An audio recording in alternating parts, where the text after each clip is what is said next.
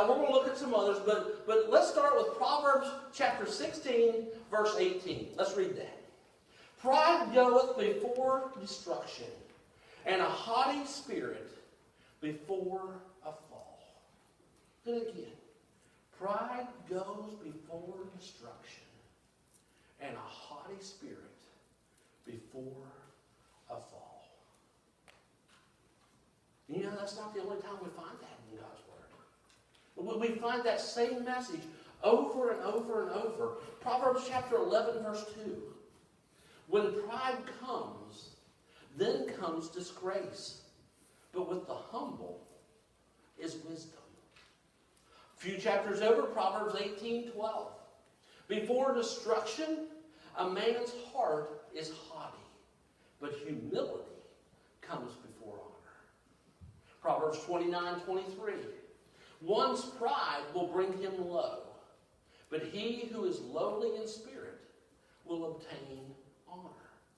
You know, as Solomon, who wrote these proverbs and these nuggets of wisdom, seems to be pointing at something here, doesn't he? He seems to be telling us that the person who has raised himself high with pride is going to be brought low. But the person who has humbled himself, or the person who brings himself lower, is going to be exalted. Now you might be saying, oh, Pastor Dan, that's Old Testament, that's the Proverbs. Well, you know, Jesus said the same thing. In Matthew 23, verse 12, Jesus said this, whoever exalts himself will be humbled, and whoever humbles himself will be exalted. So he says, whoever lifts himself up with pride, he's going to be brought low. But the one who lowers himself, he's going to be raised up. You know, as we think about that, we see a lot of pride. You ever stop and think, just looking around us?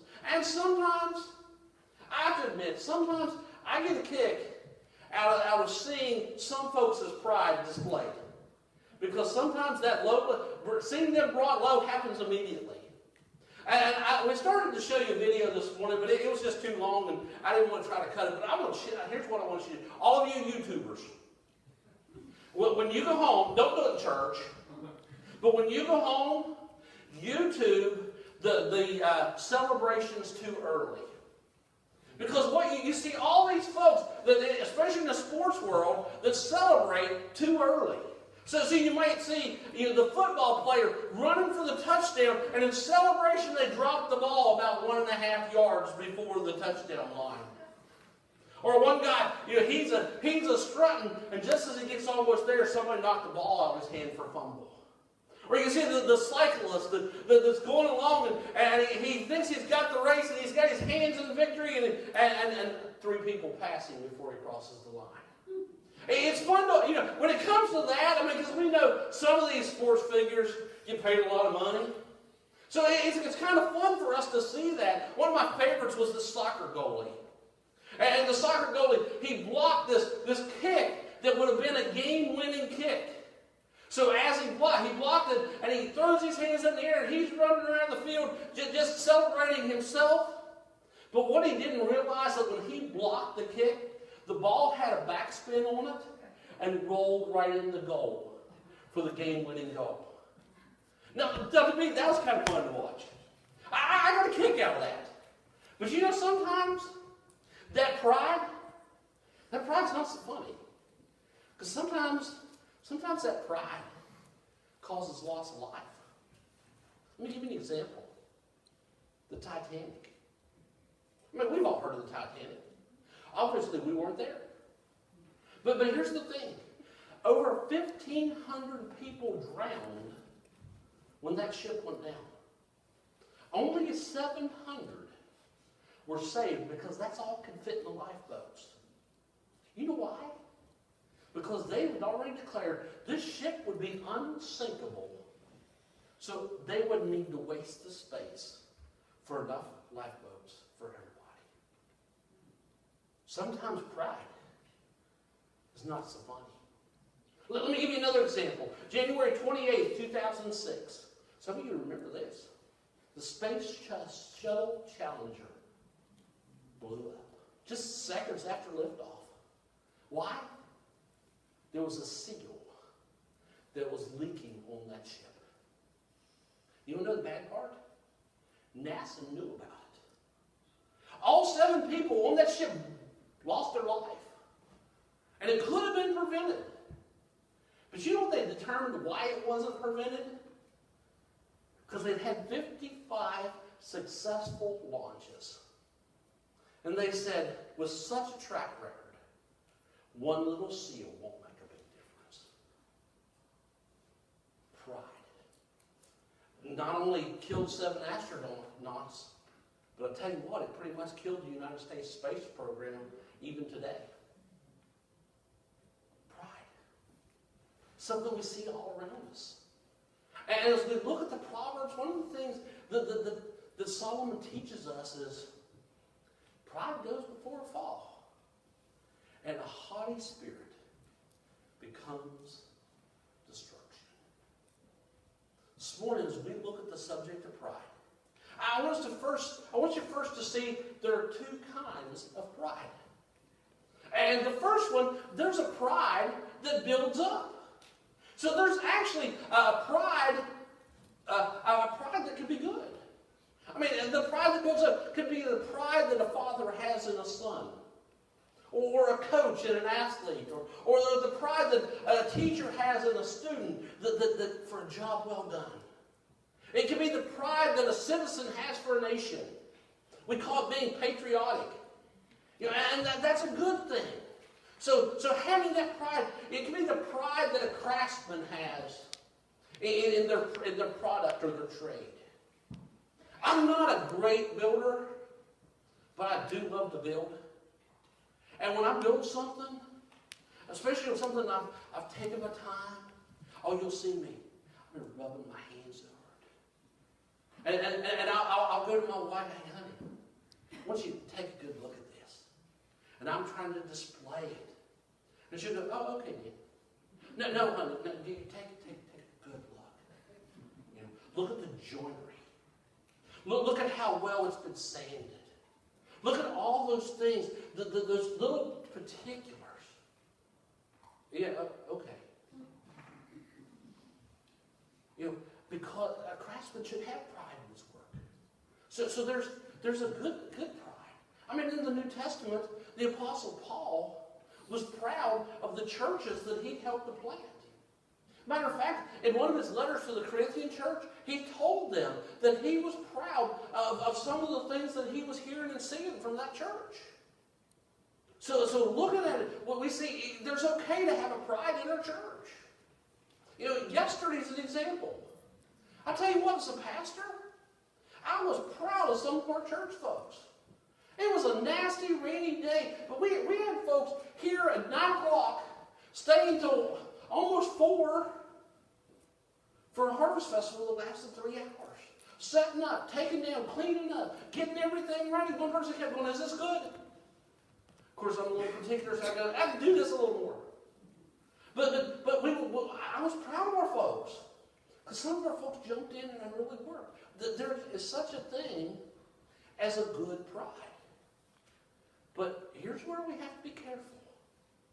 Because there's a really thin line that when we take that good pride and we cross it, there's that thin line that when the object or the thing that we put our pride in becomes the object of our affection, the pride becomes sin.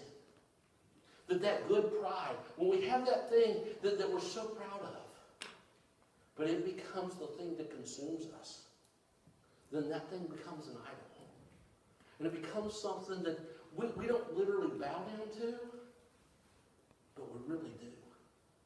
Something that we begin to worship more than Almighty God.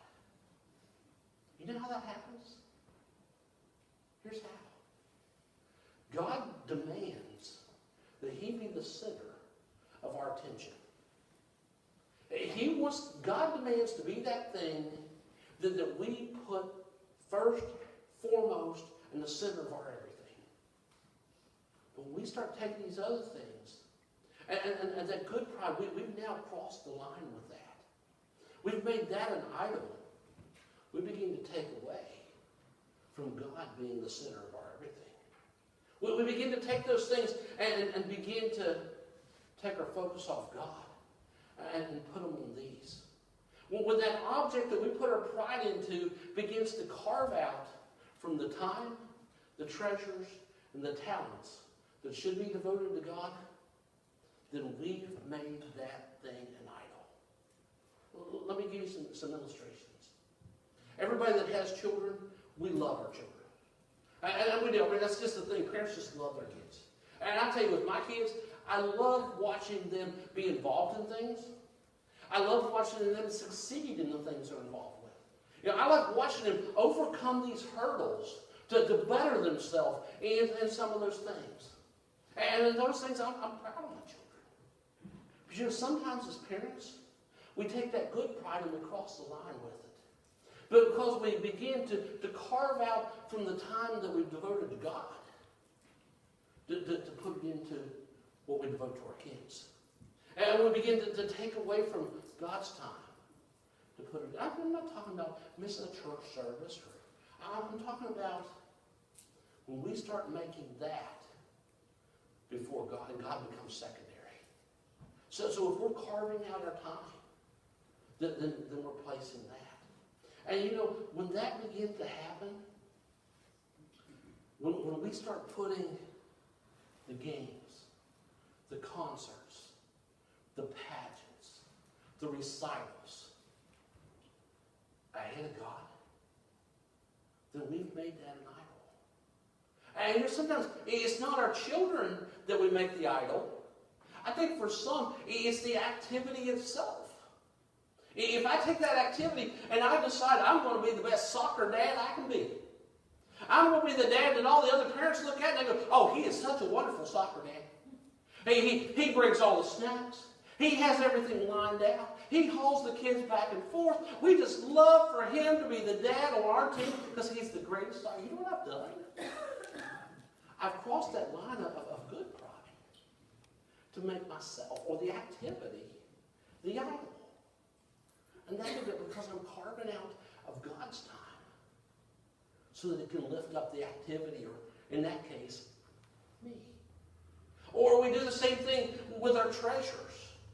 You want to know, let me tell you, a good way to know if you have idols in your life. Look at your bank statement. Now I know for some of you that's a foreign object. The bank statement is the thing that the bank sends you every month, that you either stick in a file or but you really never open. But take a look at that. Take a look to see, are there things that you're carving out of the treasures that God demands or that you set aside to make them something for something else? Because if we're taking away from God's treasures to make them something, guess what? We made that an idol. So we've taken that good pride and we've crossed the line to make that something bad. The same thing happens with our talents. When I take this talent that I may have, and all of a sudden I begin to take that and well, you know, I can do that. I just happen to be the world's greatest expert at such and such. Then I've taken what the talent that God demands, and I've brought that in for something else. So there's a pride that builds up. But that pride, we have to be careful, because that pride can very soon become an idol. But you don't know something? I really don't know that that's the pride that most of us suffer from. I can tell you for me, there's another one that's worse. And the second one is a pride that puffs up. You know, and here's the thing, the pride that puffs up, and I try to give the illustration with the kids, but that pride, sometimes it comes across as arrogance. But you know, really it's not arrogance. Really it's insecurity. That pride that puffs up, you know, it's that politician that as they're speaking, they keep pounding the platform. Why? Because the point they're making isn't strong enough to get them elected. So they think they have to add. It's that puffed up pride. Or maybe you've seen this. That football player that does the silly little dance in the end zone. Because he didn't think scoring a touchdown was enough to bring all the glory he thought he wanted. I mean, we see that. What that is, that's a pride that puffs up. That's a pride. And why do they do that? It's not always out of arrogance. A lot of times, it's because of an insecurity. They want more glory to them. They want more things.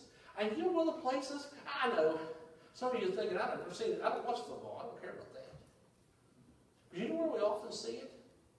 We often see that insecurity, or that puffed up pride, shown by folks in leadership positions. I mean, think about it. It might be where you work, it might be where you shop, maybe you see it in church sometimes. But you see this pride that puffs up by those. How? Well, let me try to illustrate it this way. I'm going to use a saying that I've heard my mom say many times. They strut around like a banty rooster. Now, you may not know what that is, and it's really, I found out after all my life, they're not really called banty roosters, they're bantam roosters. And I know that, but it's a banty rooster in the Howard house. So it's, and what a banty rooster is, or a banty chicken, the banty chicken is just like a regular chicken, only they're a lot smaller. So they're smaller in size, they have less meat, they lay smaller eggs. So you can imagine, but you ever watch roosters? I don't care if they're big roosters or little roosters or banty roosters. You ever watch roosters? There's like a pecking order among the roosters. And they try to set that up. And you watch the rooster, when they come up by another rooster, they're like, yeah, and they do, because they're trying to. Now, can you imagine, here's the big old Rhode Island Red, and along comes Banty Rooster. Rhode Island Red could just tear him up, but Banty Rooster was. Well, we had Banty Roosters for a while. And the Banty Roosters, the ones we had one rooster, and then the rest was Banty hens. And that rooster, I'll tell you what, you put him in with them hens, you would have thought he was the giant of the chicken world. There he'd go through the coop. Well, you know what? Here's the thing. Often I see, he just thought he was great. But often I see that in the leadership world. I see leaders, not because of their arrogance, but more because they're insecure in what they have or what they can do. I see them strutting around like a banty rooster. You ever watch, maybe where you work, or maybe you see it somewhere else, that person just like, I'm in charge. And no, you don't always see the strut. It's funny when you see the strut. I really laugh when it. But here's how you see them doing it other ways. You see them using harsh words. You know what? Let me let you in on a secret. Maybe you haven't figured this out yet. That person who curses, who uses foul language, you know why they do that? Because they're using the foul language to cover up other things they're insecure about. I don't care who they are, you can label that with anybody. So what you see those folks in leaders using maybe not curse words, but they're using harsh words. I used to kind of chuckle. We had a boy in our class at school, and he wasn't the mightiest boy. If we would have given an award for the senior class with the most wimpy, he'd have probably beat the girls. He was that kind of boy, but he could use every foul word there was. Why? Because he was covering up for the insecurities. So sometimes what we see is we see that banty rooster strut, only it's through the verbal. Other times we see that same thing, only the way that we see it is not necessarily the harsh words, but the way that they belittle others. You'll see that person covering their insecurities, and you've seen it, I've seen it. I've seen folks in the term of joking, having fun, really hurting people. I want you to know something. I was that guy. I determined, as a teenager, young adult in my life, I determined what I wanted to be when I grew up. It was in the public, but it wasn't a preacher. I was going to be a comedian. Because I wanted to be the person, and I was going to be the no-script comedian. I was going to go into a crowd of people, and I was going to get them to laugh just by making fun of other people. And you know why I wanted to do that? Because I was good at it. I could make all my buddies just laugh making fun of the neighbor girl. Don't one day I went way too far. And she told me she forgave me for that. But I tell you what, I never forgot it. Because you know what I was doing? I was covering up for my insecurities with a puffed up pride by belittling somebody else. So folks, we got to look at our joking.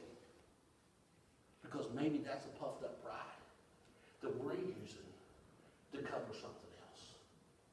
We see that so often. These folks, they're not arrogant. They might come across that way. But you know what they really are? Insecure. Their pride will not let them admit to what or who they really are. So they puff themselves up. Now, you want to make it even worse? They don't even know they're doing it.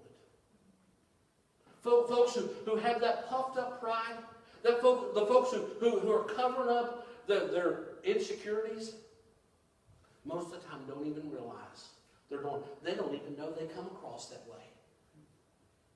Did you realize the first sin in the Bible was pride?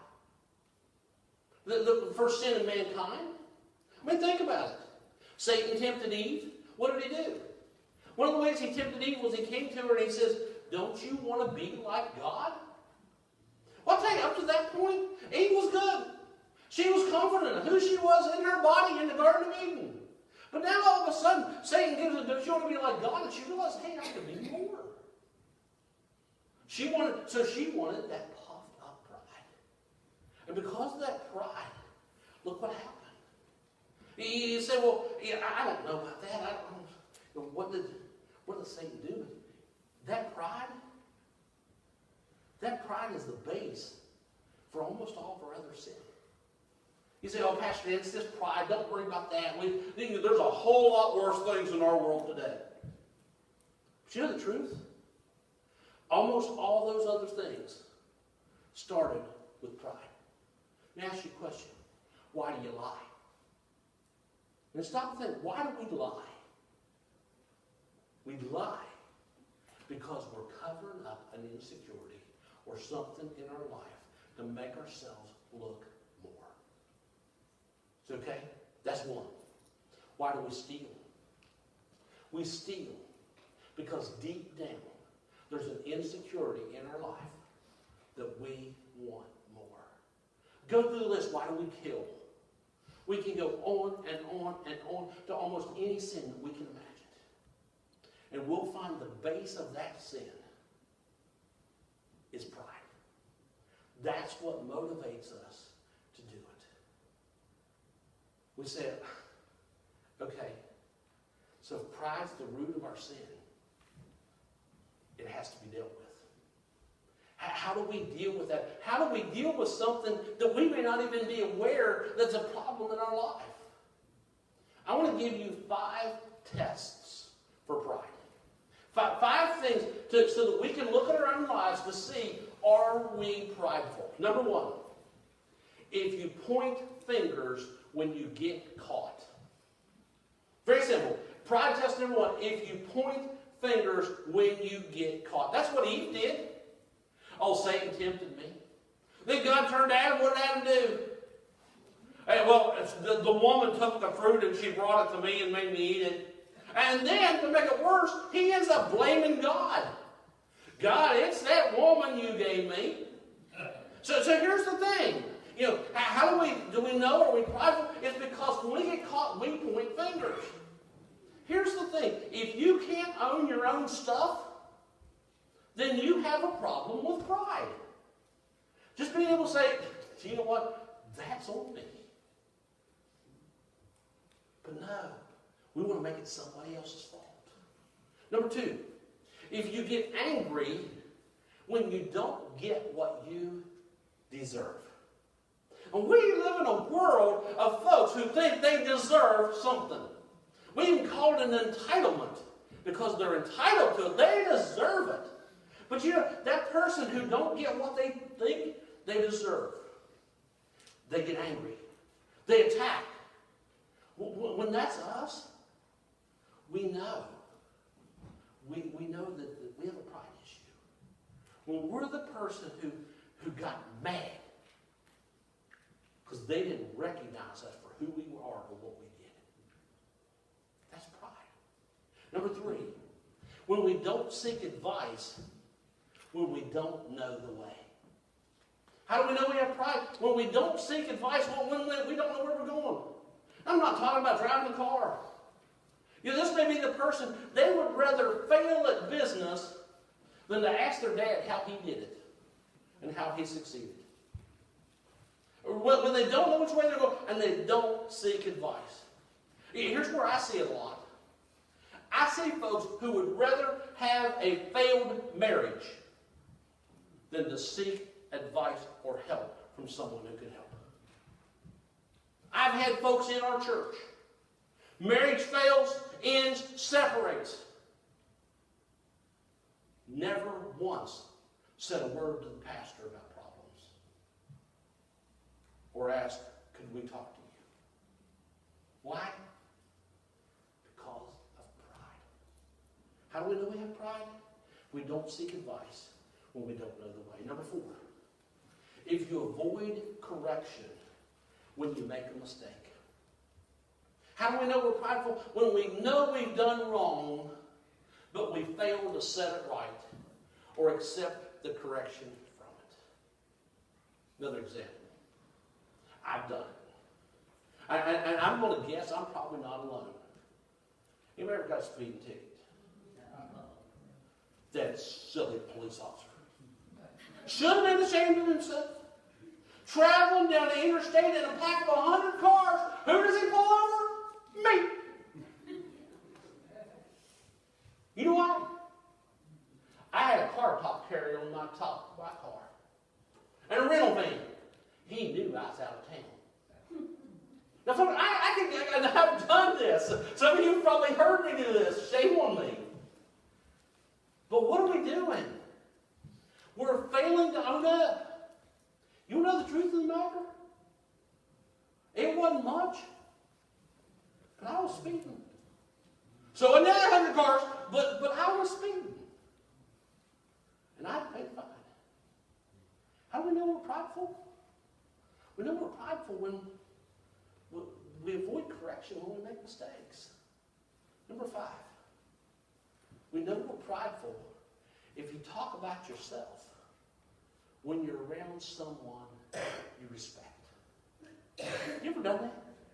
Been in a conversation with somebody that you look up to, and you realize you did all the talking. And the subject you talked about the whole time was you. I went on a trip one time with a person. 4 hours we were in the car together. I got out of and occasionally, really. The whole 4 hours they talked about themselves. Why did they do that? Not because they should have stopped and listened to me, I don't know. Because they just like to talk about themselves. But maybe you've been in that situation. Somebody you respect. But you end up, you talk about you the whole time. You know why you did that? A couple reasons. One, maybe you wanted to try to raise that person's opinion of you. Or 2, you wanted them, you didn't want them to realize that you were in over your head. Either one boils down to pride. Let me let you know a secret there. You can't learn when you're talking. Stop and think about that. You can't learn when you're talking. Because if you're talking, you already know everything that's being said. Sometimes we need to get over the pride and listen. Say, okay, Pastor Dan, I just failed the pride test. On 1, 2, 3, 4, maybe even all 5 levels. So what do I do about my pride? I want to give you 4 things this morning. And I'll tell you what, these 4 things will help. Number 1, surround yourself with honest people. Ask folks to be honest with you. Maybe this week you need to find 2 or 3 folks you really trust, folks you know that's going to be honest with you. And just say, do I come across as arrogant? Now I'll tell you, get ready. Because if you're asking them because you believe they're going to be honest with you, I hope they are. But just surround yourself with folks. Here, let me tell you where to start. You want somebody who's going to point out your flaws and failures and be honest with you about them? Get married. I love my wife. She compliments me very well. But there's times we'll leave church and I'll be thinking, well, that was a good sermon. We'll get in the car and she'll look at me and she'll go, I didn't get it. I have no idea what you said. But you know, we've been together long enough now. She also knows when I'm faking it. She knows when I'm pretending. And she knows when I'm not being honest. And she knows me better than anybody else. So she's able to do that. You say, well, okay, I'm in the marriage thing, but I still don't know. Then I'll tell you what else to do. Have kids. Because I can promise you this. When you hold that first one in your arms, and you look down at that little life that you have, and you go, this is way beyond my pay grade. It'll make you honest really quick. Or maybe you have those little ones and you think, I don't know that I'm there yet. Then just feed them. Wait till they get about 13 or 14. Because by that time, they will have erased any idea in your mind that you are still cool. It'll be gone. They're going to be honest with you. Folks, I was trying to be funny here. But you know what? Surround yourself with folks that's going to be honest with you. And ask them, do I come across as arrogant? And get ready. Because you didn't want them to be honest. Number 2. Serve others who can't repay. Second way to do about it, serve others. If I were to ask you this morning, what is the opposite of pride? I'm going to guess most of you would have said humility or humble. And that's kind of right. But we can fake humility, at least for a time. I mean, we see folks do it all the time in church. Faking the humility. Oh, I just love serving Jesus. I'll do it this month and not next month. I got a whole lot going on. And we can fake, or we can look at it and go, hey, Pastor Dan was talking about pride, and I realized I was really prideful, and so I need to humble myself, so I'm going to be humble. What's the subject there? It's still I. So here's the opposite of pride. The opposite of pride is serving. Being willing to serve those who can't pay you back. Now here's what I mean by that. Because I think sometimes we're willing to serve if we're going to get the accolades of serving. We're going to serve when somebody's going to come along and go, oh, I'm so thankful for your service here. But we're not going to serve if we're not going to get anything in return. How do we overcome pride? Be willing to serve those who can't pay you back.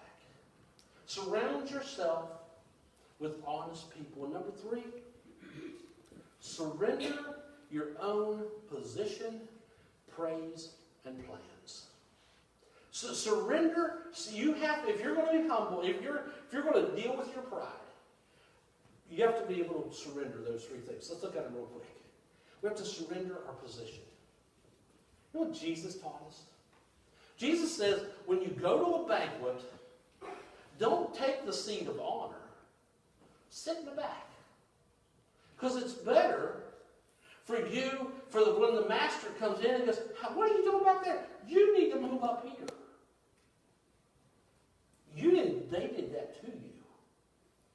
Then for him to come in and go, sorry, buddy, I need you to move down a couple seats. I got somebody to sit here. So we need to surrender our position. The second thing, we need to surrender our praise. When we're about the praise is a good thing. I mean, God tells us we're to praise Him, and God's a good thing. So praise is good, but it can't be a praise that we bring about ourselves. You know, could you imagine? So if you're leaving this morning and I'm standing at the door, you come up to shake my hand and I say, what did you think about that third point of the second part of the sermon? Waiting for you to go, oh, Pastor Dan, that was my favorite. Then that praise did no good. That's a praise that I've solicited. We have to be willing to, if nobody praises us, it's okay. And we also surrender our plans.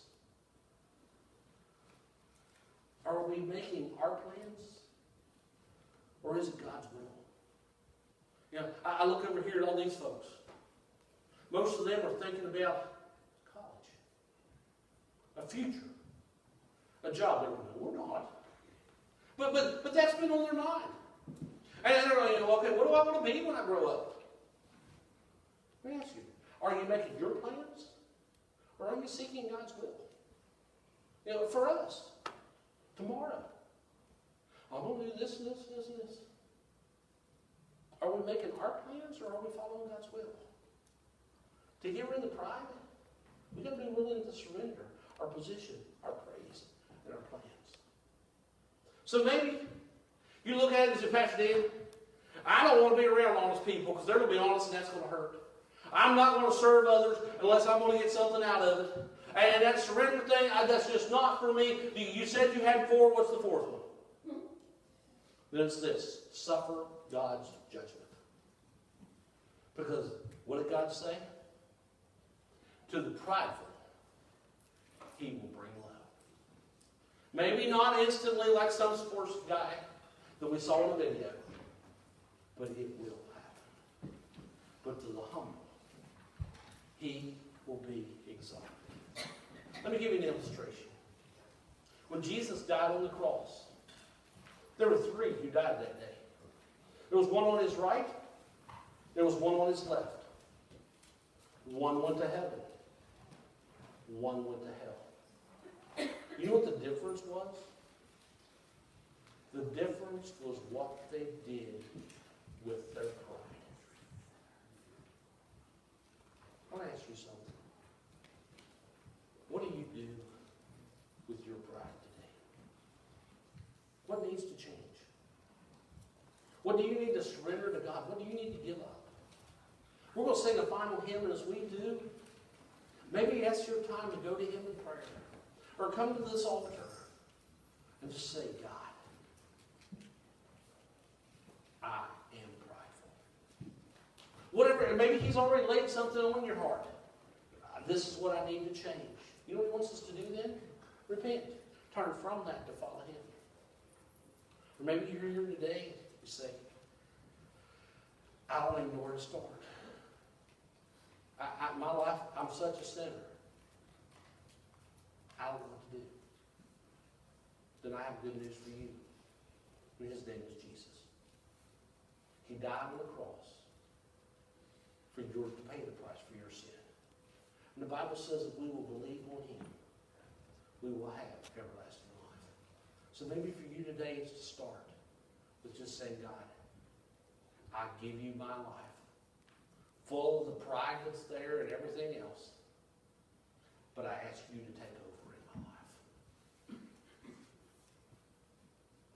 What are you going to do with your pride? That's our decision today. Father, thank you for your word. Lord, sometimes we don't like it, but we know you speak truth. So Lord, we ask today for you to work in our lives. Lord, I'm going to guess that you've already begun to work in the minds and the lives, the hearts of prideful people, asking us to turn from that pride and follow Jesus. Maybe you've pointed out specific things that we must confess and ask forgiveness. So Lord, I don't know how you've spoken to each heart. I know the things you've dealt with me and my pride. But Lord, I just ask as you deal with each of us that we will say yes to you. In Jesus' name we pray.